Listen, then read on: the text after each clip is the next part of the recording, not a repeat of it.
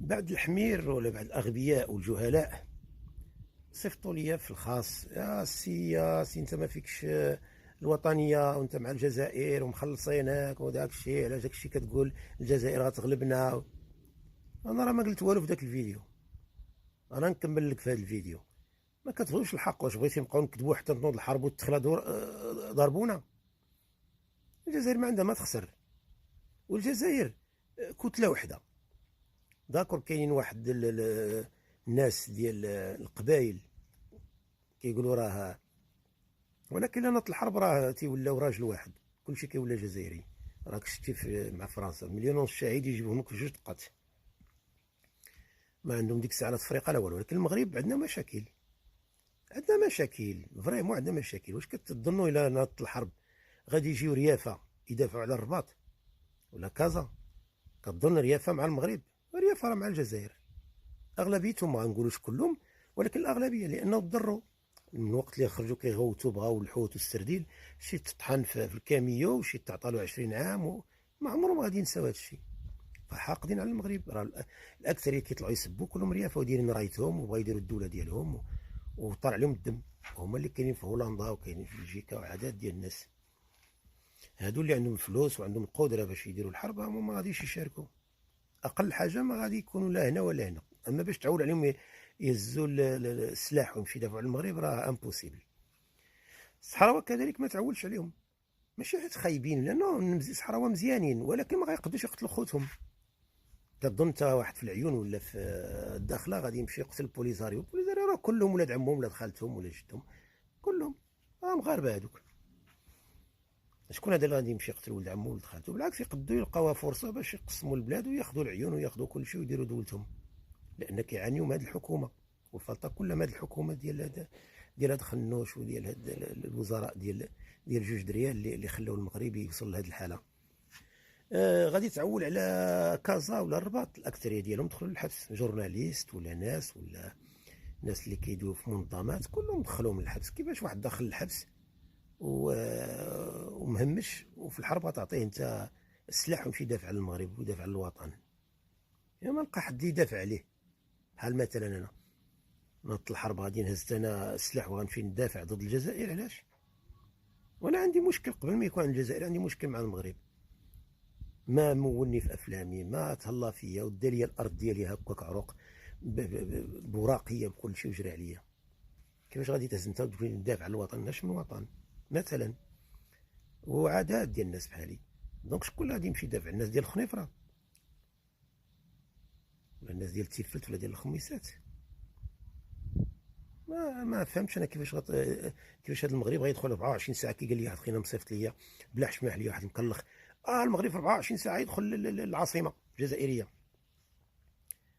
فما تبقاو شايد. والمغرب موراه شكون؟ اسرائيل. اسرائيل بعدا راه مشكله، لان اللي يسمع معك اسرائيل ما يجيش يعاونك. غتجي عندك فرنسا راه كلات العصا. بريطانيا كل شيء دابا. ترامب تقلب على كل شيء، تقلب تاع المغرب. فهدنوا اللعب راه ما كاينش اللي يدافع على المغرب الا واحد القليل، الا الجيش الملكي. والجيش الملكي ما يقدرش بلا شعب. الشعب راه كيتسنى غير الفرصه باش يحرق. والله نط الحرب تيحرقوا. الشباب كله تلقاه في اسبانيا طلب اللجوء. عندنا الحرب دي بعدا اول حاجه غيديروا هاد الشباب اللي ما عنده خدمه، شباب وشابات، اقسم بالله تيديروا تنوض الحرب بحال سوريا، اي علقوا يطلبوا اللجوء ويتقبل لهم.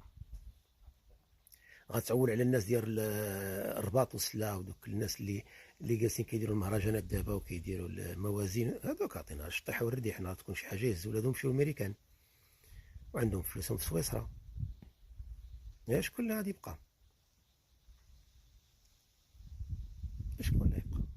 قلنا تطوان نسدوا عليها المنافذ، ما بقات مسكينه كتاكل وكتشرب، سدوا عليها سبته والنظر سدوا عليهم. دونك الدوله ما دايراش الخير في الناس باش غيهزوا السلاح يدافعوا عليها.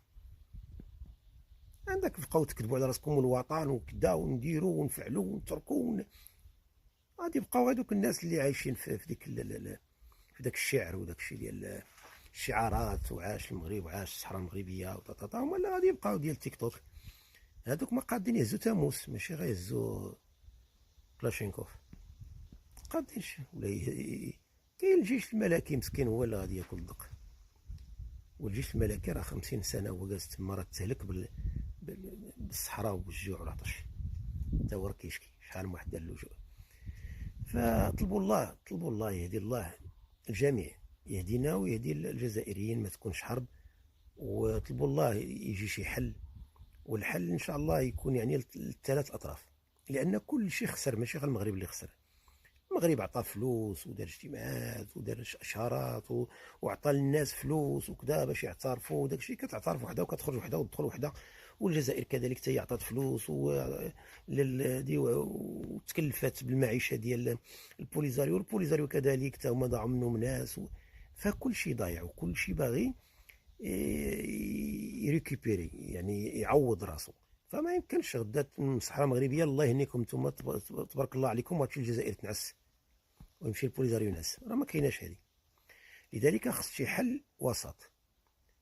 الحل الوسط هو انهم يقتنعوا البوليزاريو انهم يكون عندهم واحد حكم ذاتي، ولكن المشكله ما عندهمش ثقه، ما عندهمش ثقه في الحكم الذاتي. غدا يكون عندهم حكم ذاتي بيتحكم فيهم اخنوش، راهم كيشوفوا بعينيهم، كون شافوا العدل، كون شافوا الصدق، وكون شافوا الكلام الصحيح، وشافوا الناس معوضه، وشافوا الناس عايشه في الداخل، كون قبلوا. شنو هو هاد الفكره ديال تجيو وحنا نحكموا فيكم وانتم تحكموا في المصادر ديالكم، ولكن الحكم والقرار للعاصمه، حكم ذاتي، غير حكم ذاتي، ولكن انتم تابعين للمغرب، تبع المغرب يوم حكم ذاتي، غدا اخنوش تما هو الوزير ديالكم، وما عارفين هذا الشيء. فلذلك ما راكو كان كتسلكم الامور كون شحال هادي يرجعوا للوطن ديالهم. والجزائر ما عمرها تخليهم، لان ضاعت فلوس وضاعت بزاف د الحوايج وعداد ودول موراهم، فما يمكنش غادي. لا بد الحل يكون وسط. الحل الوسط هو انهم هذوك الناس يتعطى لهم واحد الحق، وحنا عاوتاني ناخذوا حقنا، والجزائر تاخذ حتى هي واحد. هذا اللي كاين. الا ما خداوش حقنا كلنا حنا بثلاثه ما خديناش حقنا، راه ما يمكنش، راه ما يمكنش دوله تاخذ حق وجوج الله يعاونكم الله يسهل عليكم، راه يبقاو مبرزطين طول الحياه. ولذلك خص لابد التفكير في حل ثلاثي، حل للمغرب كصاحب ارض، والبوليزاريو كصاحب شعب، كشعب عايش تما بغى استقلال ديالو، لا يهمه تكون الارض مغربيه ولا الشعب بغى استقلال ديالو. وطرف ثالث اللي هو الجزائر، اللي هو كيعد راسو انه كيساعد الناس اللي باغا الاستقلال ديالها، وسيرتو في البوليزاريو راه حاط رجل في المغرب ورجل في الجزائر. كذلك الجزائر عندها اطماع باغا واحد الخرج للمحيط الاطلسي. فلا بد يكون حل، لان كل شيء ضيعوا الفلوس، ضيعوا الوقت. فلا بد يجلسوا هاد الثلاثه في اطابل بعيدين على المجتمع الدولي، وهاك انت وهاك انت، وفرق الامور وطططا. وهذا الشيء اللي كاين. وحنا كنغوتوا في الاخر، راه حنا ما ربحنا حتى من الداخل، عاد ربحوا من الصحراء، يا كاع تحررت الصحراء. اش غناخذ منا انا ولا ياخذ منا المواطن العادي؟ والو. هي كاع تحررت الصحراء، والناس سكتات وتهدنات، وداروا الموسيقى وداروا العيد ديال استقلال الصحراء. الاخرى يجيك اخنوش ويجيوك هذوك الوزراء القدام ودوك الاحزاب ديالنا الزويونين، هما اللي يحكموا تما وياكلوا كل شيء. هما دابا واكلين الاراضي ديال عباد الله، واكلين رزق عباد الله، والناس كتقرفص كتسنى غتجي الصحراء يفرقوا عليكم فلوس. ولذلك راه كي خسرنا كي ربحنا. بالعكس عندنا خساره في هذه الصحراء شحال واخا ديالنا، خسرنا فيها بزاف ديال الحوايج. كان نجلسوا اطابل، وهاد الفلوس اللي تعطات كرشوه، وهاد المخاسير وهاد الشيء، وهاد كانت تجمع هاد الفلوس وتبنى بها كل شيء، وكل واحد ياخذ حقه، ويبقى كل شيء على خاطره. وكما قلت حتى كلب ما كيهرب من دار العرس.